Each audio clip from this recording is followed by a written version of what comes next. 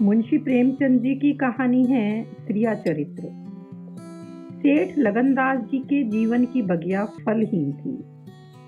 कोई ऐसा मानवीय, आध्यात्मिक या चिकित्सात्मक प्रयत्न न था जो उन्होंने न किया हो। यूं शादी में एक प्रश्नी व्रत के कायल थे, मगर जरूरत और आग्रह से विवश होकर 1-2 नहीं 5 शादियां की। यहाँ तक कि उम्र के 40 साल गुजर गए और अंधेरे घर में उजाला ना हुआ। बेचारे बहुत रंजीदा रहते। यह धन संपत्ति, यह ठाट बाट, यह वैभव और ऐश्वर्य क्या होंगे? मेरे बाद इनका क्या हाल होगा? कौन इनको भोगेगा? यह ख्याल बहुत अफसोसनाक था। आखिर यह सलाह हुई कि किसी लड़के को गोद लेना चाहिए, मगर यह मसला पारिवारिक झगड़ों के कारण कई सालों तक स्थगित रहा।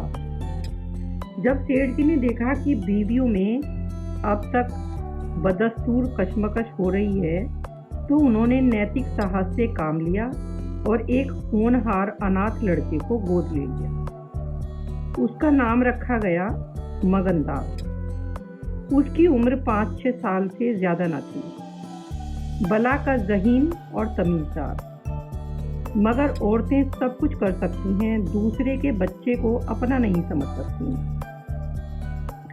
यहाँ तो 5 औरतों का साझा था। अगर एक उसे प्यार करती तो बाकी 4 औरतों का फर्ज था कि उससे नफरत करे। हाँ, सेठ जी उसके साथ बिल्कुल अपने लड़के की सी मोहब्बत करते थे। पढ़ाने को मास्टर रखे, सवारी के लिए घोड़े, रईसी ख्याल के आदमी थे। राग रंग का सामान भी मुहैया था। गाना सीखने का लड़के ने शौक किया तो उसका भी इंतजाम हो गया। गरज जब मगनदास जवानी पर पहुंचा तो रईसाना दिलचस्पियों से उसे कमाल हासिल था। उसका गाना सुनकर उस्ताद लोग कानों पर हाथ रखते। साहसवार ऐसा कि दौड़ते हुए घोड़े पर सवार हो जाता। डील डॉल शक्ल सूरत में उसका सा अलबेला जवान दिल्ली में कम होगा। शादी का मसला पेश हुआ। नागपुर के करोड़पति सेठ मक्खनमल बहुत लहराए हुए थे। उनकी लड़की से शादी हो गई। धूमधाम का जिक्र किया जाए तो किस्सा वियोग की रात से भी लंबा हो जाए। मक्खनलाल का उसी शादी में दिवाला निकल गया। इस वक्त मगनदास से ज्यादा ईर्ष्या के योग्य आदमी और कौन होगा? उसकी जिंदगी की बहार उमंगों पर थी और मुरादों के फूल अपनी शबनमी ताजगी में खिल खिल कर हुस्न और ताजगी का समा दिखा रहे थे। मगर तकदीर की देवी कुछ और ही सामान कर रही थी। वह सैर सपाटे के इरादे से जापान गया हुआ था कि दिल्ली से खबर आई कि ईश्वर ने तुम्हें एक भाई दिया है। मुझे इतनी खुशी है कि ज्यादा अरसे तक जिंदा न रह सको। तुम बहुत जल्द लौट आओ।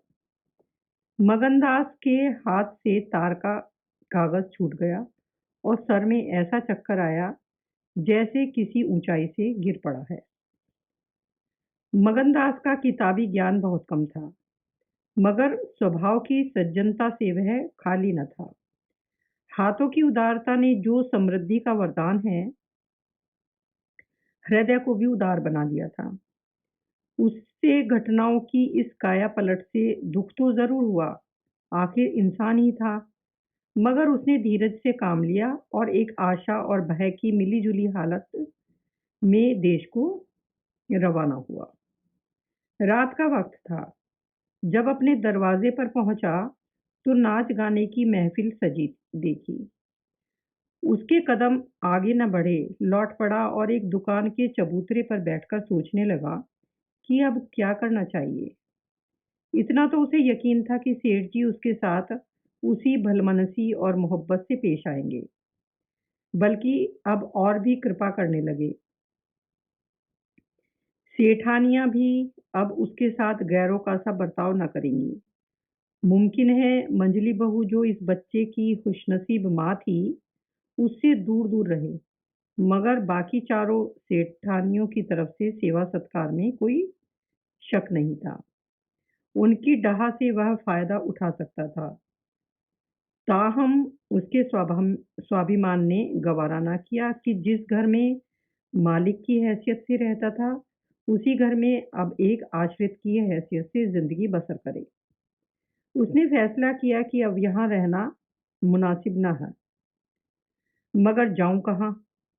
न कोई ऐसा फन सीखा, न कोई ऐसा इल्म हासिल किया जिससे रोजी कमाने की सूरत पैदा होती। रईसाना दिलचस्पियां उसी वक्त तक कद्र की निगाह से देखी जाती हैं जब तक कि वे रईसों के आभूषण रहें। जीविका बनकर वे सम्मान के पद से गिर जाती हैं। अपनी रोजी हासिल करना तो उसके लिए कोई ऐसा मुश्किल काम न था।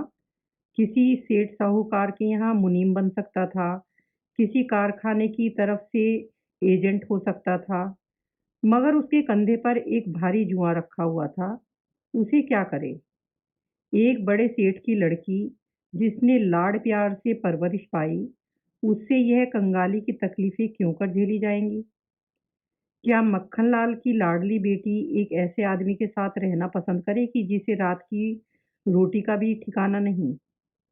मगर इस फिक्र में अपनी जान क्यों खपाऊं? मैंने अपनी मर्जी से शादी नहीं की। मैं बराबर इनकार करता रहा। सेठ जी ने जबरदस्ती मेरे पैरों में बेड़ी डाली है। अब वही इसके जिम्मेदार हैं, मुझसे कोई वास्ता नहीं। लेकिन जब उसने दोबारा ठंडे दिल से इस मसले पर गौर किया, तो बचाव की कोई सूरत नजर न आई। आखिरकार उसने यह फैसला किया कि पहले नागपुर चलूं, जरा उन महारानी के तौर तरीके तो देखूं, बाहर ही बाहर उनके स्वभाव की मिजाज की जांच करूं। उस वक्त तय करूंगा कि मुझे क्या करना चाहिए।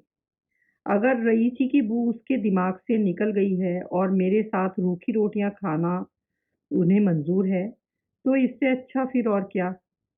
लेकिन अगर वह अमीरी ठाट बाट के हाथों बिकी हुई है, तो मेरे लिए रास्ता साफ है। फिर मैं हूं और दुनिया का गम। ऐसी जगह जाऊं जहां किसी परिचित की सूरत सपने में भी न दिखाई दे। गरीबी की जिल्लत नहीं रहती अगर अजनबियों में जिंदगी बसर की जाए। यहाँ जानने पहचानने वालों की कनखियां और कनबतियां हैं जो गरीबों को यंत्रणा बना देती हैं। इस तरह दिल में जिंदगी का नक्शा बनाकर मगनदास अपनी मर्दाना हिम्मत के भरोसे पर नागपुर की तरफ चला। उस मल्लाह की तरह जो किश्ती और पाल के बगैर नदी की उमड़ती हुई लहरों में अपने को डाल दे। शाम के वक्त सेठ मक्खनलाल के सुंदर बगीचे में सूरज की पीली किरणें मुरझाए हुए फूलों की से गले मिलकर विदा हो रही थी। बाग के बीच में एक पक्का कुआं था और एक मौल सीरी का पेड़। कुएं के मुंह पर अंधेरी की नीली सी नकाब थी, पेड़ के सिर पर रोशनी की सुनहरी चादर। इसी पेड़ के नीचे एक बुढ़िया मालिन बैठी हुई फूलों के हार और गजरे गूंथ रही थी। इतने में एक नौजवान थका मांदा कुएं पर आया और लोटे से पानी भरकर पीने की बाद जगत पर बैठ गया। मालिन ने पूछा, कहाँ जाओगे?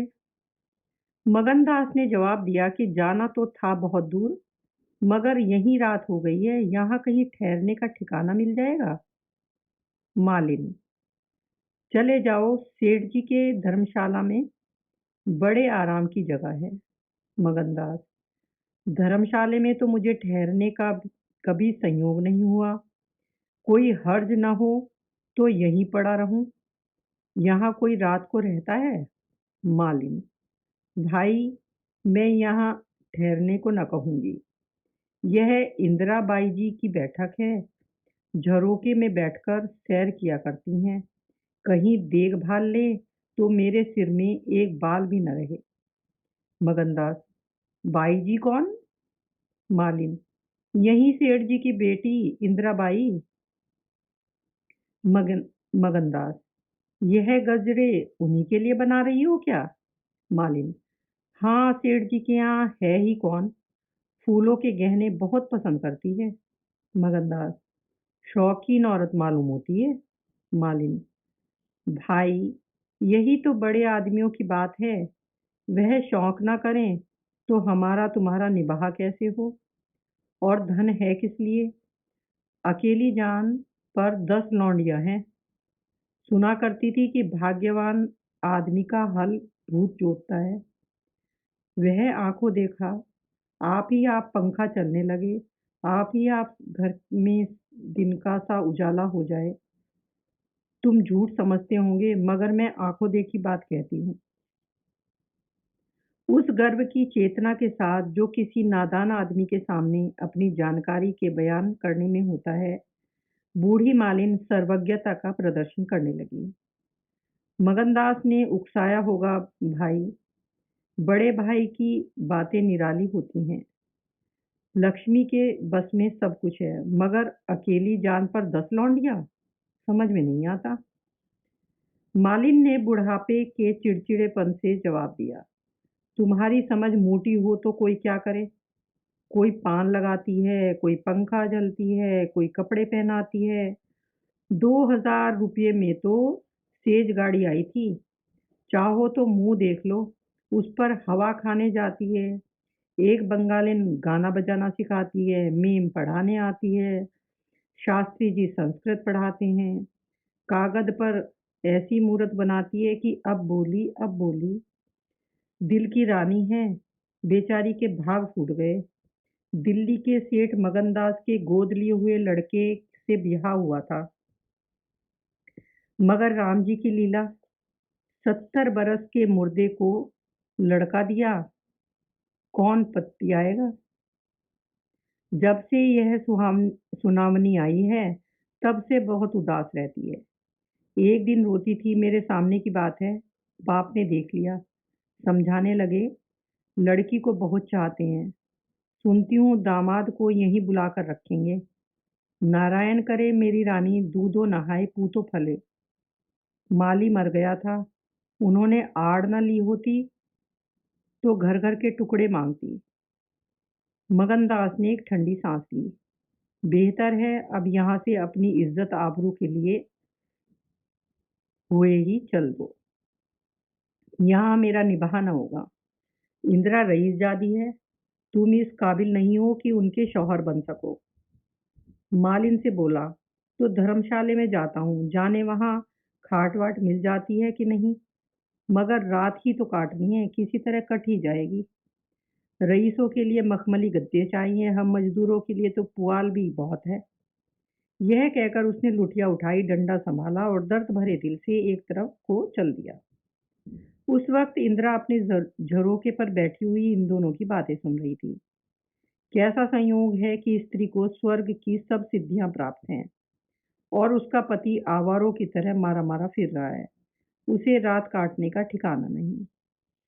मगनदास निराश विचारों में डूबा हुआ शहर से बाहर निकल आया और एक सराय में ठहरा, जो सिर्फ इसलिए मशहूर थी कि वहां शराब की दुकान थी। यहाँ आसपास से मजदूर लोग आ आकर अपने दुख को भुलाया करते थे।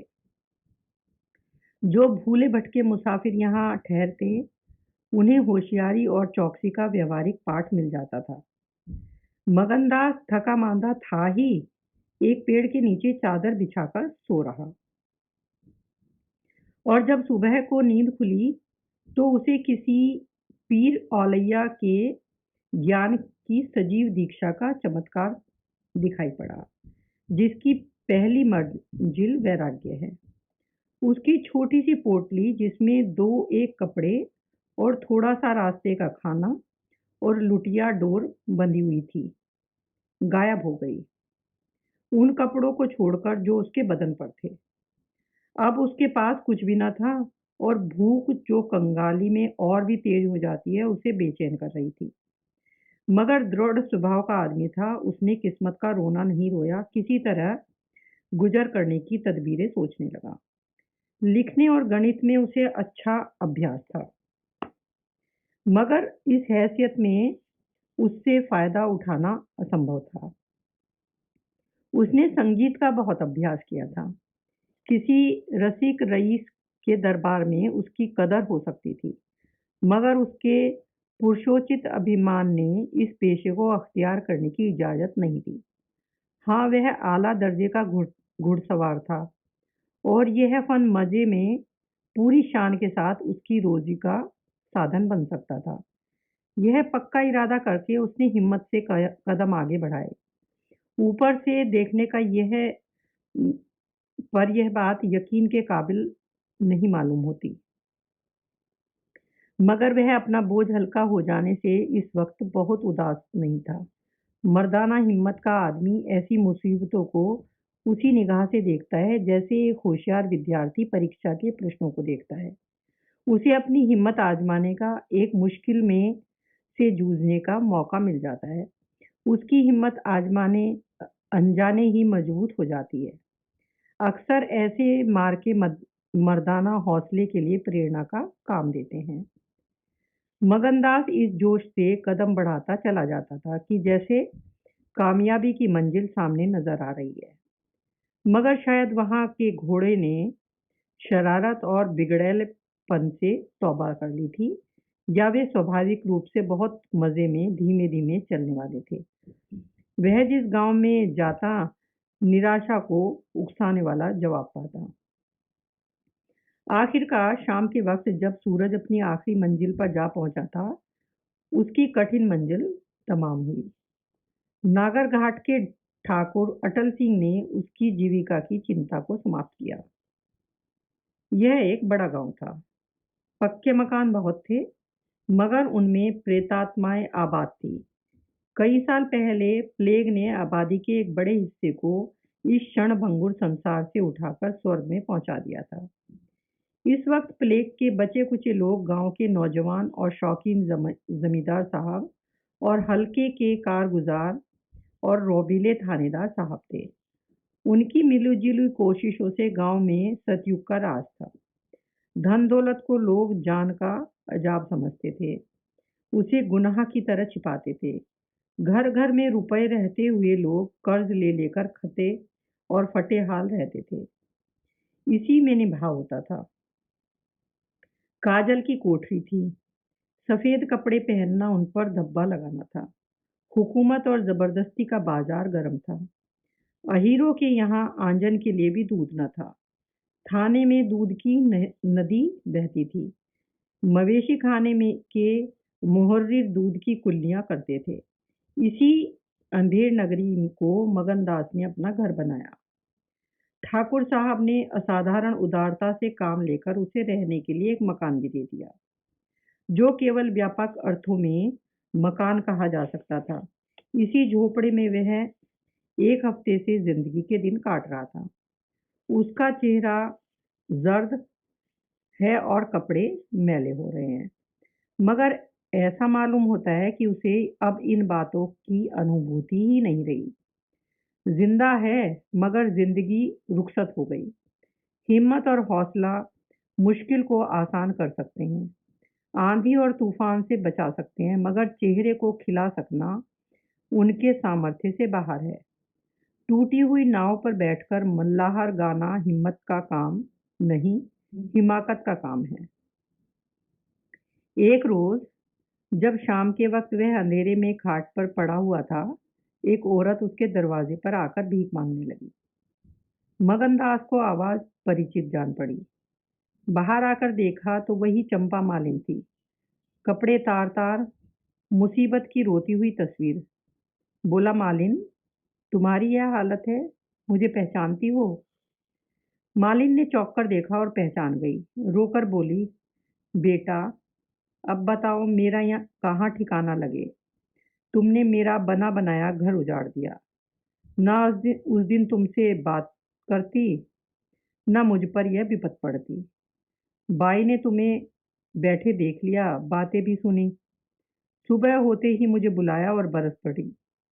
नाक कटवा लूंगी, मुंह में कालिक लगवा दूंगी।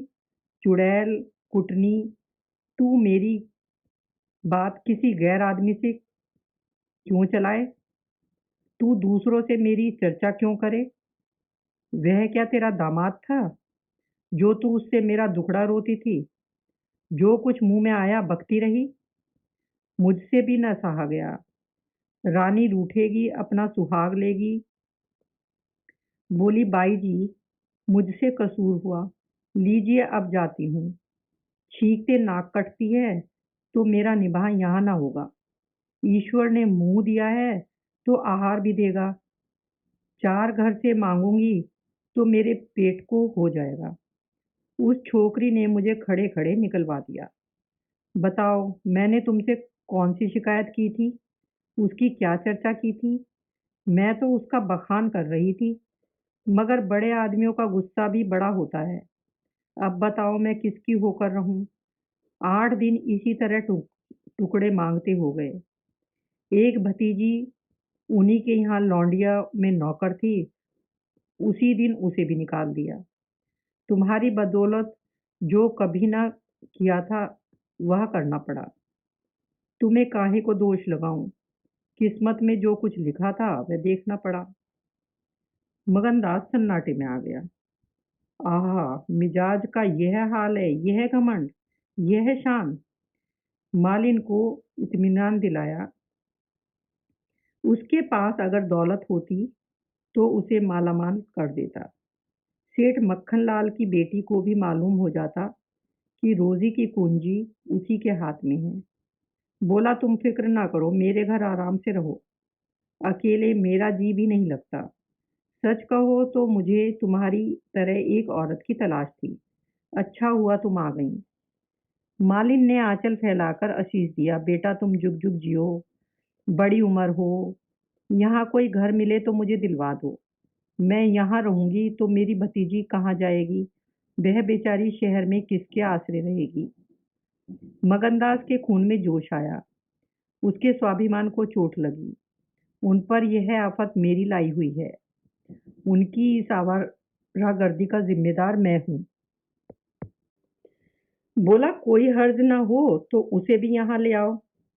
मैं दिन को यहाँ बहुत कम रहता हूँ, रात को बाहर चारपाई डालकर पड़ा रहूंगा। मेरी वजह से तुम लोगों को कोई तकलीफ न होगी। यहाँ दूसरा मकान मिलना मुश्किल है। यही झोपड़ा बड़ी मुश्किल से मिला है। यह अंधेर नगरी है। जब तुम्हारा सुविधा कहीं लग जाए तो चली जाना। मगनदास को क्या मालूम था कि हजरत इश्क उसकी जबान पर बैठे हुए उससे ये बातें कहलवा रहे हैं। क्या यह ठीक है कि इश्क पहले माशूक के दिल में पैदा होता है? नागपुर इस गांव से 20 मील की दूरी पर था। चंपा उसी दिन चली गई और तीसरे दिन रंभा के साथ लौट आई। यह उसकी भतीजी का नाम था। उसके आने से झोपड़े में जान सी पड़ गई। मगनदास के दिमाग में मालिन की लड़की की जो तस्वीर थी, उसका रंभा से कोई मेल न था। यह सौंदर्य नाम की चीज का अनुभवी जौहर था, मगर ऐसी सूरत जिस पर जवानी की ऐसी मस्ती और दिल का चैन छीन लेने वाला ऐसा आकर्षण हो, उसने पहले कभी न देखा था। उसकी जवानी का चांद अपनी सुनहरी और गंभीर शान के साथ चमक रहा था। रंभा सिर पर घड़ा रखे पानी भरने को निकली। मगनदास ने उसे देखा और एक लंबी सांस खींचकर उठ बैठा। चेहरा मोहरा बहुत ही मोहक, ताजे फूल की तरह खिला हुआ चेहरा, आंखों में गंभीर सरलता। मगनदास को उसने भी देखा। चेहरे पर लाज की लाली दौड़ गई। प्रेम ने पहला वार किया। मगनदास सोचने लगा, क्या तकदीर यहाँ कोई और गुल खिलाने वाली है? क्या दिल मुझे यहाँ भी चैन न लेने देगा?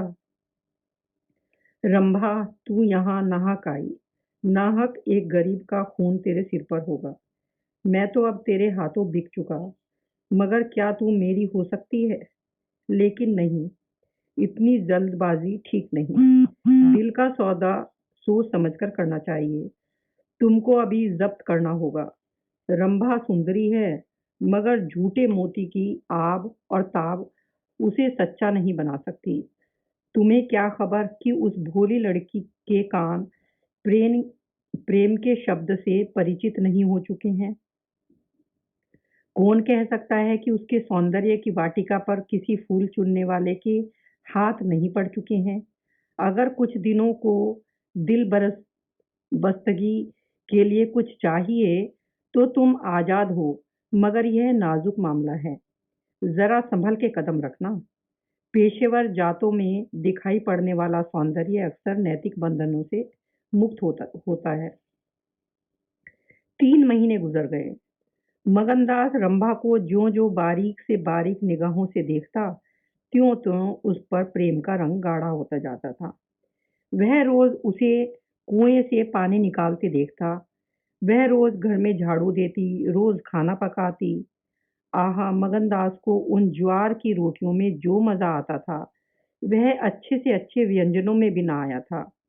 उसे अपनी कोठरी हमेशा साफ-सुथरी मिलती, न जाने कौन उसके बिस्तर बिछा देता। क्या यह रंभा की कृपा थी? उसकी निगाहें कैसी शर्मीली थीं। उसने उसे कभी अपनी तरफ चंचल आँखों से ताकते नहीं देखा। आवाज़ कैसी मीठी। उसकी हँसी की आवाज़ कभी उसके कान में नहीं आई।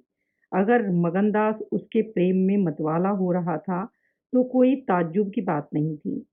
उसकी भूखी निगाहें बेचैनी और लालसा में डूबी हुई हमेशा रंभा को ढूँढा करती। वह जब किसी दूसरे गांव को जाता, तो मीलों तक उसकी जिद्दी और बेताब आंखें मुड़-मुड़ कर झोंपड़े के दरवाजे की तरफ आती और उसकी ख्याति आसपास फैल गई थी। मगर उसके स्वभाव की मुरोवत और उदार हृदयता से अक्सर लोग अनुचित लाभ उठाते थे। इंसाफ पसंद लोग तो स्वागत सत्कार से काम निकाल लेते और जो लोग ज्यादा समझदार थे, वे लगातार तकाजों का इंतजार करते। चूंकि मगनदास इस फन को बिल्कुल न जानता था, बावजूद दिन रात की दौड़ धूप की गरीबी से उसका गला न छूटता। जब वह रंभा को चक्की पीसते हुए देखता, तो गेहूं के साथ उसका दिल भी पिस जाता था। वह कुएं से पानी निकालती तो उसका कलेजा निकल जाता। जब वह पड़ोस की औरतों के कपड़े सींती, तो कपड़ों के साथ मगनदास का दिल छिद जाता। मगर न कुछ बस था न काबू।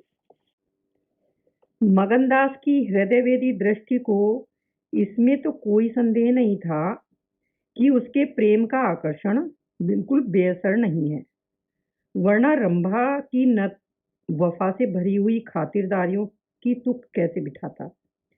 वफा ही वह जादू है जो रूप के गर्व का सिर नीचा कर सकता है, मगर प्रेमिका के दिल में बैठने का मादा उसमें कम था।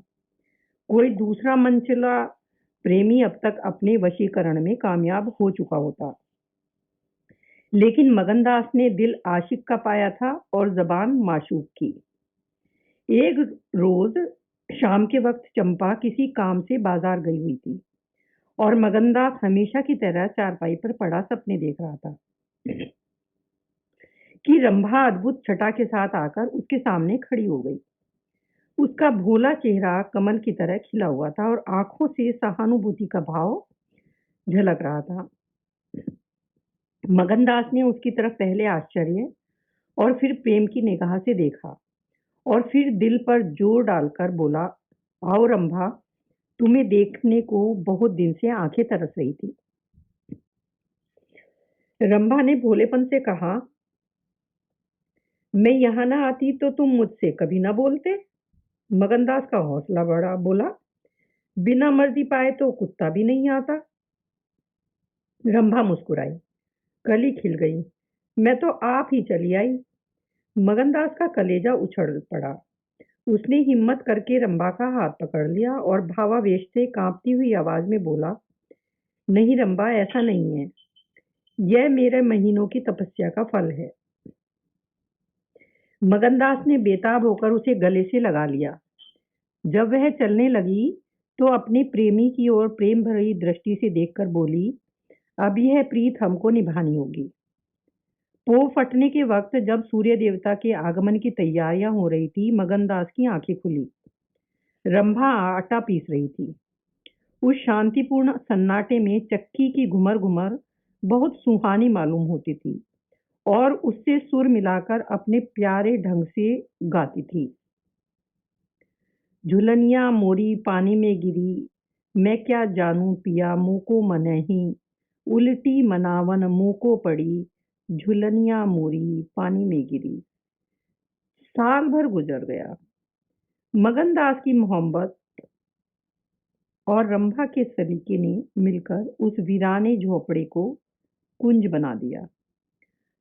वे अब वहाँ गायें थी, फूलों की क्यारियाँ थी और कई देहाती ढंग के मोड़े थे। सुख सुविधा की अनेक चीजें दिखाई पड़ती थी। एक रोज सुबह के वक्त मगनदास कहीं जाने के लिए तैयार हो रहा था कि एक संभ्रांत व्यक्ति अंग्रेजी पोशाक पहने उसे ढूंढता हुआ आ पहुंचा और उसे देखते ही दौड़कर गले से लिपट गया। मगनदास और वह दोनों एक साथ पढ़ा करते थे। वह अब वकील हो गया था। मगनदास ने भी अब उसे पहचाना और कुछ झेंपता हुआ और कुछ झिझकता उससे गले लिपट गया। बड़ी देर तक दोनों दोस्त बातें करते रहे। बातें क्या थी? घटनाओं और संयोग की एक लंबी कहानी थी। कई महीने हुए सेठ लगन का छोटा बच्चा चेचक की नजर हो गया। सेठ जी ने दुख के मारे आत्महत्या कर ली और अब मगनदास सारी जायदाद, कोठी, इलाके और मकानों का एक छत्र स्वामी था। सेठानियों में आपसी झगड़े हो रहे थे। कर्मचारियों ने गबन को अपना ढंग बना रखा था। बड़ी सेठानी उसे बुलाने के लिए खुद आने को तैयार थी, मगर वकील साहब ने उन्हें रोका था। जब मगनदास ने मुस्कुराकर पूछा, तुम्हें क्यों कर मालूम हुआ कि मैं यहाँ हूँ? तो वकील साहब ने फरमाया, महीने भर से तुम्हारी ही टोह में हूँ। सेठ मक्खन लाल ने अता-पता बतलाया। तुम दिल्ली पहुंचे और मैंने अपने महीने भर का बिल पेश किया। रंभा अधीर हो रही थी कि यह कौन है और इनमें क्या बातें हो रही हैं। 10 बजते बजते वकील साहब मगनदास से एक हफ्ते के अंदर आने का वादा लेकर विदा हुए। उसी वक्त रंभा पहुंची और पूछने लगी, यह कौन थे? इनका तुमसे क्या काम था?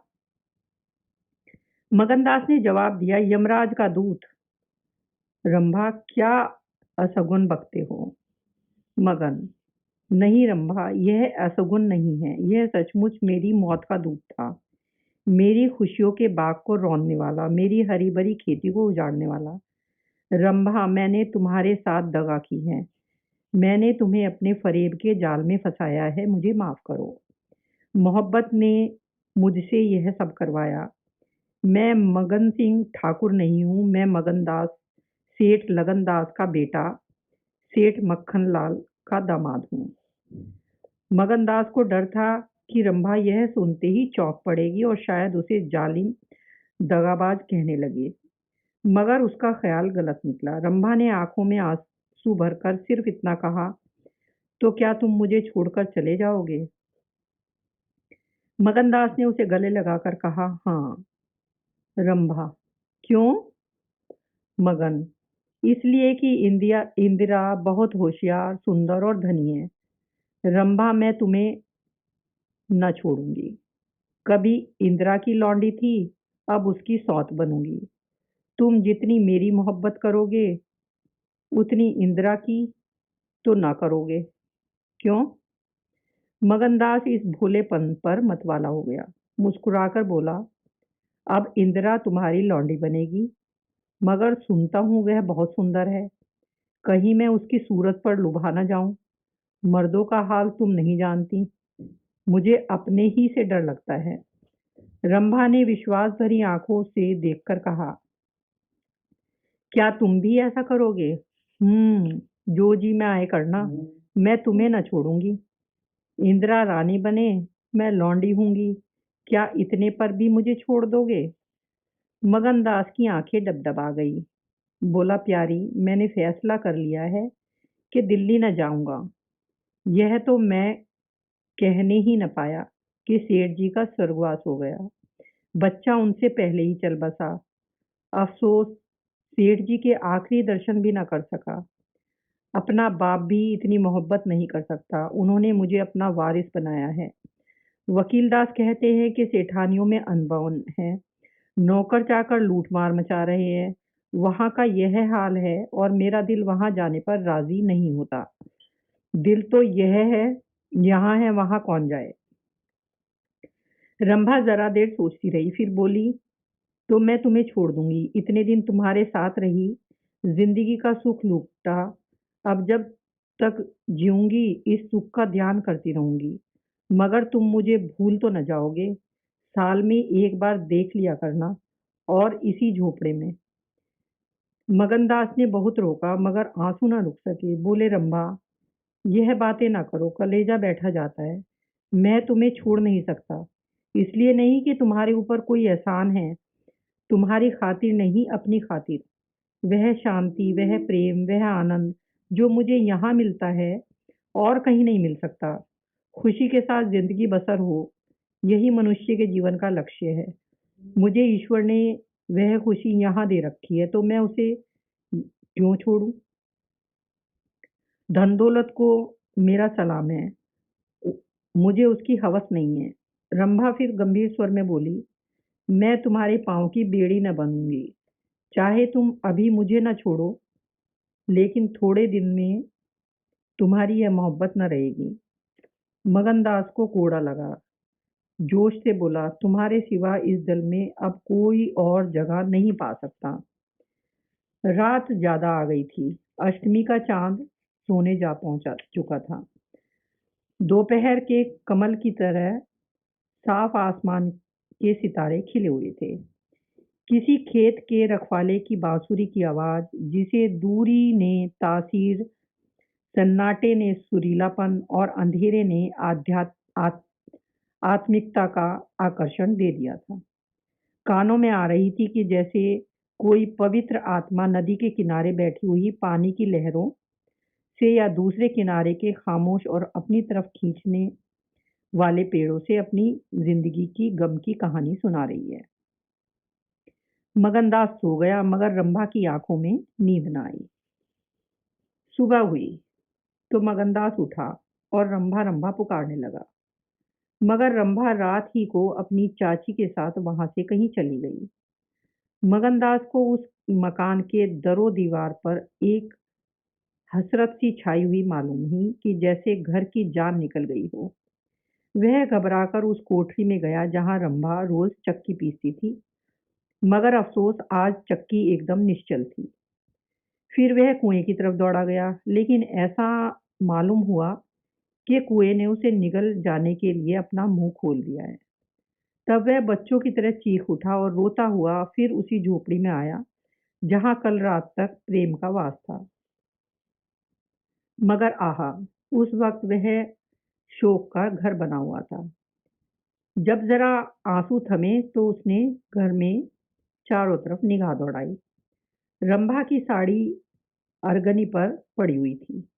एक पिटारी में वह कंगन रखा हुआ था जो मगनदास ने उसे दिया था। बर्तन सब रखे हुए थे, साफ और सुथरे। मगनदास सोचने लगा, रंभा, तूने रात को कहा था मैं तुम्हें छोड़ दूंगी। क्या तूने वह बात दिल से कही थी? मैं तो समझा था तू दिल लगी कर रही है, नहीं तो मैं तुझे कलेजे में छिपा लेता। मैं तो तेरे लिए सब कुछ छोड़ बैठा था। तेरा प्रेम मेरे लिए सब कुछ था। आहा, मैं यूं बेचैन हूँ, क्या तू बेचैन नहीं है? हाय, तू रो रही है। मुझे यकीन है कि तू अब भी लौट आएगी। फिर सजीव कल्पनाओं का एक जमघट उसके सामने आया। वह नाजुक अदाएं, वह भोली भोली बातें, वह अपनों को भूली हुई सी मेहरबानियां, वह जीवनदायी मुस्कान, वह आशिकों जैसी दिलजोइयां, वह प्रेम का नशा, वह हमेशा खिला रहने वाला चेहरा, वह लचक लचक कर कुएं से पानी लाना, वह इंतजार की सूरत, वह मोहब्बत से भरी हुई बेचैनी, यह सब तस्वीरें उसकी निगाहों के सामने हसरतनाक बेताबी के साथ फिरने लगी। मगनदास ने एक ठंडी सांस ली और आंसुओं और दर्द से उमड़ती हुई नदी को मर्दाना जब्त से रोककर उठ खड़ा हुआ। नागपुर जाने का पक्का फैसला हो गया। तकिए के नीचे से संदूक की कुंजी उठाई तो कागज का टुकड़ा निकल आया। वह रंबा की विदा की चिट्ठी थी। प्यारे, मैं बहुत रो रही हूँ। मेरे पैर नहीं उठते, मगर मेरा जाना जरूरी है। तुम्हें जगाऊंगी तो तुम जाने न दोगे। आह कैसे जाऊं, अपने प्यारे पति को कैसे छोड़ूं। किस्मत मुझसे यह आनंद का घर छुड़वा रही है। मुझे बेवफा न कहना, मैं तुमसे फिर कभी मिलूंगी। मैं जानती हूँ कि तुमने मेरे लिए सब कुछ त्याग दिया है, मगर तुम्हारे लिए जिंदगी में बहुत कुछ उम्मीदें हैं। मैं अपनी मोहब्बत की धुन में तुम्हें उन उम्मीदों से क्यों दूर रखूं। अब तुमसे जुदा होती हूँ, मेरी सुध मत भूलना। मैं तुम्हें हमेशा याद रखूंगी। यह आनंद के दिन कभी न भूलेंगे। क्या तुम मुझे भूल सकोगे? तुम्हारी प्यारी रंभा। मगनदास को दिल्ली आए 3 महीने गुजर चुके हैं। इस बीच उसे सबसे बड़ा जो निजी अनुभव हुआ वह यह था कि रोजी की फिक्र और धंधों की बहुतायत से उमड़ती हुई भावनाओं का जोर कम किया जा सकता है। 1.5 साल पहले का बेफिक्र नौजवान अब एक समझदार और सूझबूझ रखने वाला आदमी बन गया था। सागर घाट के उस कुछ दिनों के रहने से उसे रियाया की उन तकलीफों का निजी ज्ञान हो गया था जो कारिंदों और मुख्तारों की सख्तियों की बदौलत उन्हें उठानी पड़ती हैं। उसने उसे रियासत के इंतजाम में बहुत मदद दी और गो कर्मचारी दबी जबान से उसकी शिकायत करते थे और अपनी किस्मतों और जमाने के उलट फेर को कोसते थे, मगर रियाया खुश थी। हाँ, जब वह सब धंधों से फुर्सत पाता तो एक भोली भाली सूरत वाली लड़की उसके ख्याल के पहलू में आ बैठती और थोड़ी देर के लिए सागर घाट का वह हरा भरा झोपड़ा और उसकी मस्तियां आंखों के सामने आ जाती। सारी बातें एक सुहाने सपने की तरह याद आ आकर उसके दिल को मसोसने लगती। लेकिन कभी कभी खुद ब खुद उसका ख्याल इंदिरा की तरफ भी जा पहुंचता। गो उसके दिल में रंभा भी वही जगह थी, मगर किसी तरह उसमें इंदिरा के लिए भी एक कोना निकल आया था। जिन हालातों और आफतों ने उसे इंदिरा से बेजार कर दिया था वह अब रुखसत हो गई थी। अब उसे इंदिरा से कुछ हमदर्दी हो गई थी। अगर उसके मिजाज में घमंड है, हुकूमत है, तकल्लुफ है, शान है, तो यह उसका कसूर नहीं। यह रईस जादों की आम कमजोरियां हैं। यही उनकी शिक्षा है। वे बिल्कुल बेबस और मजबूर हैं। इन बदले हुए और संतुलित भावों के साथ जहां वह बेचैनी के साथ रंभा की याद को ताज़ा किया करता था, वहां इंदिरा का स्वागत करने और उसे अपने दिल में जगह देने के लिए तैयार रहता था। वह दिन भी दूर नहीं था जब उसे उस आजमाइश का सामना करना पड़े। उसके कई आत्मीय अमीराना शान शौकत के साथ इंदिरा को विदा कराने के लिए नागपुर गए हुए थे। मगनदास की तबीयत आज तरह तरह के भावों के कारण, जिनमें प्रतीक्षा और मिलन की उत्कंठा विशेष थी, उचाट सी हो रही थी। जब कोई नौकर आता तो वह संभल बैठता कि शायद इंदिरा आ पहुंची। आखिर शाम के वक्त जब दिन और रात गले मिल रहे थे, जनान खाने में जोर शोर से गाने की आवाजों ने बहू के पहुंचने की सूचना दी। सुहाग की सुहानी रात थी। 10 बज गए थे। खुले हुए हवादार सहन में चांदनी छिटकी हुई थी। वह चांदनी जिसमें नशा है, आरजू है और खिंचाव है। गमलों में खिले हुए गुलाब और चंपे के फूल चांद की सुनहरी रोशनी में ज्यादा गंभीर और खामोश नजर आते थे। मगनदास इंदिरा से मिलने के लिए चला। उसके दिल में लालसाएं जरूर थी, मगर एक पीड़ा भी थी। दर्शन की उत्कंठा थी, मगर प्यास से खाली। मोहब्बत नहीं, प्राणों का खिंचाव था जो उसे खींचे जाता था। उसके दिल में बैठी हुई रंभा शायद बार बार बाहर निकलने की कोशिश कर रही थी, इसलिए दिल में धड़कन हो रही थी। वह सोने के कमरे के दरवाजे पर पहुंचा। रेशमी पर्दा पड़ा हुआ था। उसने पर्दा उठा दिया। अंदर एक औरत सफेद साड़ी पहने खड़ी थी। हाथ में चंद खूबसूरत चूड़ियों के सिवा उसके बदन पर जेवर भी न था। जो ही पर्दा उठा और मगनदास ने अंदर कदम रखा, वह मुस्कुराती हुई उसकी तरफ बढ़ी। मगनदास ने उसे देखा और चकित होकर बोला, रंभा। और दोनों प्रेम वेश से लिपट गए। दिल में बैठी हुई रंभा बाहर निकल आई थी। साल भर गुजरने के बाद एक दिन इंदिरा ने अपने पति से कहा, क्या रंभा को बिल्कुल भूल गए? कैसे बेवफा हो? कुछ याद है उसने चलते वक्त तुमसे क्या विनती की थी? मगनदास ने कहा, खूब याद है। वह आवाज भी कानों में गूंज रही है। मैं रंभा को भोली भाली लड़की समझता था। यह नहीं जानता था कि यह त्रिया चरित्र का जादू है। मैं अपनी रंभा को अब भी इंदिरा से ज्यादा प्यार करता हूँ। तुम्हें डाहा तो नहीं होती? इंदिरा ने हंसकर जवाब दिया, डाहा क्यों हो? तुम्हें रंभा है तो क्या मेरा मगन सिंह नहीं है? मैं अब भी उस पर मरती हूँ। दूसरे दिन दोनों दिल्ली से एक राष्ट्रीय समारोह में शरीक होने का बहाना करके रवाना हो गए और सागर घाट जा पहुंचे। वह झोपड़ा, वह मोहब्बत का मंदिर, यह प्रेम भवन फूल और हरियाली से लहरा रहा था। चंपा मालिन वहां मिली। गांव के जमींदार उनसे मिलने के लिए आए। कई दिन तक फिर मगन सिंह को घोड़े निकालने पड़े। रंभा कुएं से पानी लाती, खाना पकाती, फिर चक्की पीसती और गाती। गांव की औरतें फिर उससे अपने कुर्ते और बच्चों की लेसदार टोपियां सिलाती। हाँ, इतना जरूर कहती कि उसका रंग कैसा आया है, हाथ पांव कैसे मुलायम पड़ गए हैं, किसी बड़े घर की रानी मालूम होती है। मगर स्वभाव वही है, वही मीठी बोली है, वही मुरौवत, वही हंसमुख चेहरा। इस तरह एक हफ्ते तक इस सरल और पवित्र जीवन का आनंद उठाने के बाद दोनों दिल्ली वापस आए। और अब 10 साल गुजरने पर भी साल में एक बार उस झोपड़े के नसीब जागते हैं। वह मोहब्बत की दीवार अभी तक उन दोनों प्रेमियों को अपनी छाया में आराम देने के लिए खड़ी है।